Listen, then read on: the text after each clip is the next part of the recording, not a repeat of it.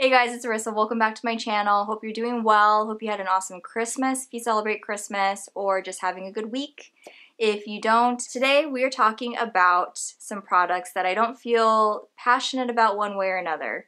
I don't really love them. I don't hate them. They're just kind of meh. In the last few months or so, one of you had commented about one of the products that you saw in the back of my videos, and I have it right here, and it was a blush, and you had asked me what I felt about it, and I pretty much said it's just meh. And then you had asked me to talk about more products that are just kind of like in the middle, you know, I don't feel strongly one way or another about. So I've been collecting some products in this not so average makeup bag from my friend Heather. I love this glittery pouch from Sephora. I just thought it was so appropriate to be putting really average products into such a glamorous bag. I've been collecting some products in here that I clearly don't really care for, but I don't hate them, I don't love them. And I haven't been wanting to film this, and I realized it's because I don't feel passionate about it, right? I don't feel passionate about talking to you guys about how great these are. I also don't want to tell you guys to not buy them because they're awful. They're just kind of like, they're okay, but I don't think they're great, and of course I don't feel passionate about filming this. So I finally just grabbed the bag and I'm like, shoot, I gotta just film this thing already. And real quick, I do want to say thank you to those of you who left a nice comment in my last video about not just my favorites, but also being more relaxed, being more myself, and if this isn't a sign of being relaxed, I don't know what is. Hanging out with the dogs. So we're gonna just talk about some average products that I don't really think you should buy anyway because I don't think it's worth the money, but they're also not horrible, so you might actually like some of these things, but they are just kind of, they're just average. They're very meh. So the first product here I originally liked and I thought it was so beautiful, but the more I owned it, the more I realized I don't really care for it very much, especially for the price, but it's also not a bad product. It is the Tarteist Pro Palette by Tarte. This is a very pretty palette at first glance. First of all, it has a great mirror right here. It's very beautiful, very big. And then you have this gold palette with all of these awesome mattes. So these are all mattes right here. Oh my gosh, this is really hard to show because it's so reflective. These two are kind of neutral shimmers. Then you have a plum and then a deep. I think this is one of those, is this a shade that shifts? Hold on. Yeah, it's kind of like the, I had to remind myself, I haven't used this for a while. This is kind of like the one from the Wet n Wild Color Icon or Wet n Wild Comfort Zone palette. The one where it's like green, but then it shifts a little brown.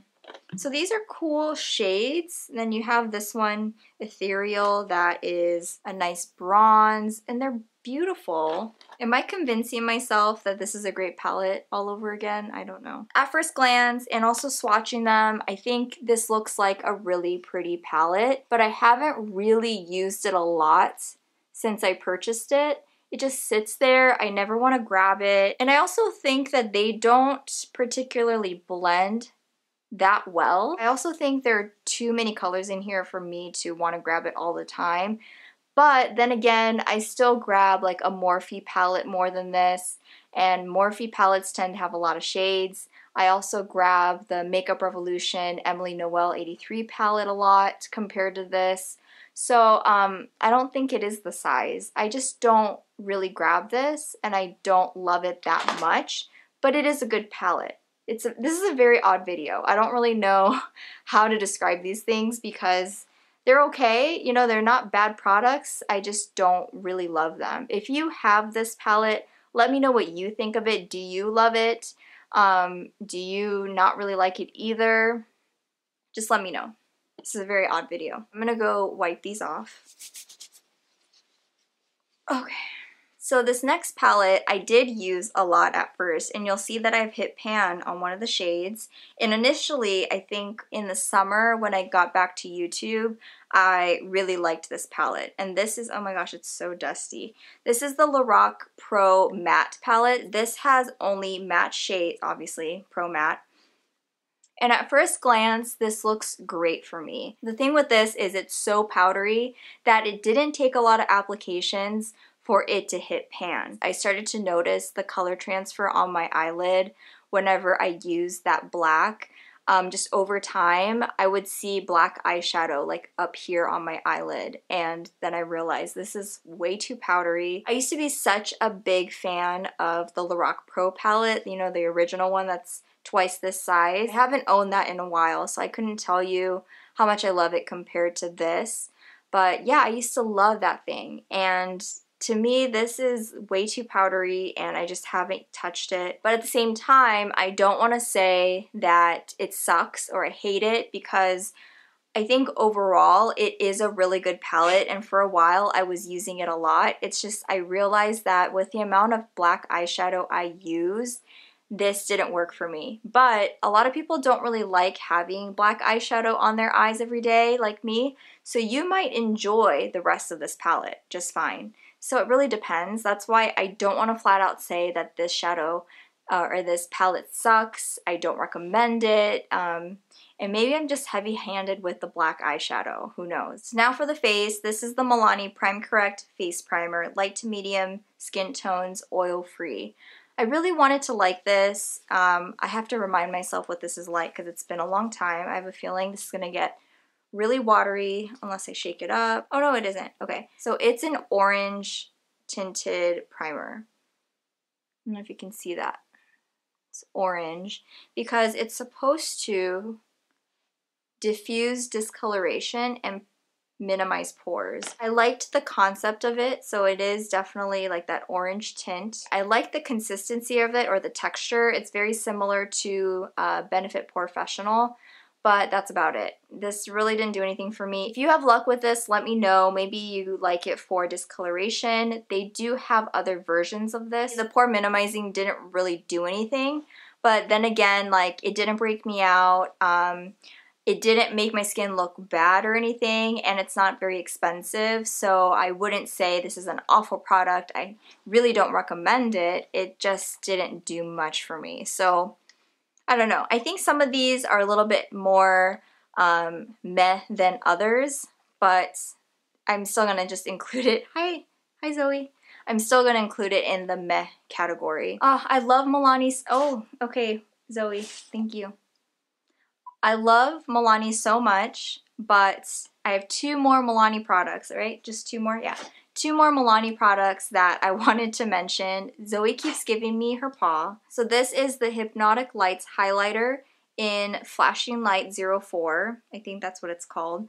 And then this is the Blossom Time Rose Powder Blush. This is one of their rose powder blushes. So I think this is the product that started this whole meh products idea. I love the concept of these rose powder blushes. They look so beautiful, but the problem is, if you look closely, there's almost like a there's almost like a gold pearlescent look to it, and that's all that shows up on my cheeks. This peachy color does not show up whatsoever on me, and it's, oh, see, you can, it's just so powdery. I like some of the other colors within this rose powder blush line. I don't know if this is a limited edition one, and if it is, then kind of lame for me to talk about it, but that is the product that started this whole thing.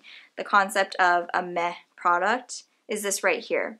Again, though, it's beautiful, and if you like having some gold on your cheeks, then fantastic, but I wanted some peach, and it wasn't peachy enough for me. And I'm someone who doesn't even like a lot of blush on my cheeks. I like it to be really subtle, but this really didn't offer much of anything. Is this one considered a bad product? I don't know. I guess I wanted to say it's a meh product because it's still so pretty. It's hard to say that it's just an awful product. Another one that has a really beautiful print to it, and this is the Hypnotic Lights, Hypnotic Lights Highlighter. And this one's a really odd product because when you swirl your finger in it, you get some more pink, like the color kind of shifts. It's not a bad highlight. Like, if you really can get that color, it's very beautiful. Actually, it might be a really nice eyeshadow if you're into that kind of eyeshadow, but you really have to scrape it, I feel like, to get this effect, and you don't really get it when you just put a brush in it. So just one of those where it's like, not bad, not great, it's just kind of meh. Milani does this kind of thing so well. It just looks so pretty, but this really fell short for me. I wish there was more to it with a brush and not just like when you're really digging your finger in there and just swatching it. Another blush that was a miss for me is this NYX Hamptons blush, and this little guy, oh, ow. So this little guy right here is also one of those like peachy apricot colors that I really wanted to come through, but this looked so blotchy on me. I tried it several different ways, and every time I didn't really like the way it looked on my cheeks. I was able to kind of keep it subtle, but I still could tell that it was a little choppy, it wasn't blending very well, and I always felt like I wanted to go over it with something else, or like really take a brush to it and make sure that I'm blending out really, really well. I don't really know what it is about this formula that makes it that way, because there are some other shades in this line that I like. Because before they had different packaging for this line, and I believe this is the line that has NYX Taupe, which is a blush that is really popular for contouring. As much as I love how velvety soft that is, it doesn't come across that way when I apply it on my cheeks. Next I have a mascara and a lip product, and the mascara is really sad because CoverGirl the Supersizer mascara used to be my holy grail mascara, and this was before it changed in terms of packaging. So CoverGirl changed their whole line to make it, you know, look like this, very streamlined, very simple packaging, which I appreciate. But I don't know if that meant that any of their formulas changed, because ever since the packaging changed, I have not liked this formula. So this was the mascara I would always use to make sure that my stick straight lashes actually held a curl. This was it right here. So ever since I got it in the new packaging, my lashes instantly droop down. They don't hold a curl whatsoever. I don't know what happened. I don't want to say that this is an awful mascara, because this used to be my holy grail mascara. Let me know though if you have success with it lately, like in the new packaging, and it's still the same for you, because I don't know if I just got a bad tube and I have to just try it again. Because that's why I don't want to say it's an awful product. I've had such good luck with this thing, so I wanted to include it in there, or include it in here and mention that. This is the L'Oreal Color Shine lipstick.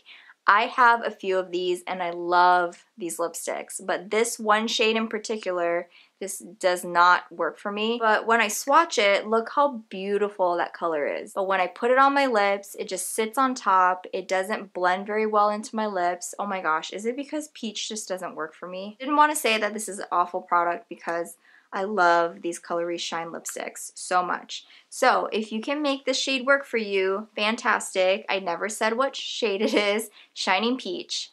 Oh my gosh, is it that peach just doesn't work for me, and that's why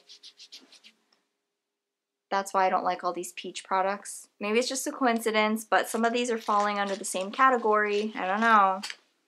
This one's also kind of peachy. The last product that I want to talk about is this Real Techniques brush set. It's a brush duo, and these are the Instapop crease and shade brushes. They have an unusual cut where it's angled like that, and I got these because Emily Noel 83 was raving about them. I just think it's because of my eye shape. I don't want to knock these completely and say they suck, because I really do think it's due to the eye shape. Like if I had more of a crease, if I didn't have a monolid, but putting this up here, I just didn't think that it blended very well. Like Emily was saying that it works for her really well when she's blending out her crease, or when she's just adding some shadow, I think, into the outer corner or something like that. But anyway, I try to use this angle, it doesn't really work for me, but I love how they feel. I feel like if my eye shape was different, these would be great brushes. That's why I wouldn't say they're awful. I don't know how I feel about this entire video, because I don't know how to describe anything. They're just kind of like in the middle, average. not great. So if you can make these work for you, great. Let me know what your thoughts are on these. I'd love to hear your thoughts on everything. Clearly, I keep saying that over and over again, but your thoughts matter to me, so I'd love to hear it. This eyeshadow duo is the last thing that I wanted to mention here. But that's it, guys. Those are the products that I just felt really meh about. I actually kind of feel meh about this entire video because it's really hard to describe products that are just in the middle. You don't feel too passionate one way or another. It's interesting how that works out. So let me know what you guys think about any of these products, if you love them, if you hate them, if you also are indifferent about them. That's pretty much it. I'm just kind of indifferent about all of these things. Some of them I did notice I was a little bit more passionate about than others. Like they're really close to just being bad products for me. But I know that some of them are still good, I think. It just depends on the circumstances, but that's kind of what you could say about everything, so I don't know.